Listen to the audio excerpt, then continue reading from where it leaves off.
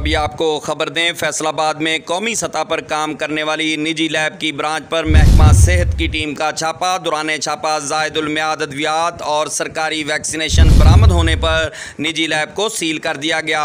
निजी लैब के खिलाफ कार्रवाई करने पर महकमा सेहत के 3 अफसरान को मुअत्तल कर दिया गया। जिन अफसरान ने करप्शन पकड़ी उनको ही मुअत्तल कर दिया गया, जिनमें DHO doctor Saqib Munir, deputy DHO doctor Salim, drug inspector doctor Shahbaz Farooq शामिल हैं। एक बार फिर आपको अपडेट करते चलें, फैसलाबाद में कौमी सतह पर काम करने वाली निजी लैब की ब्रांच पर महकमा सेहत की टीम का छापा। दौरान छापा जायदुल मियाद अद्वियात और सरकारी वैक्सीनेशन बरामद होने पर निजी लैब को सील कर दिया गया।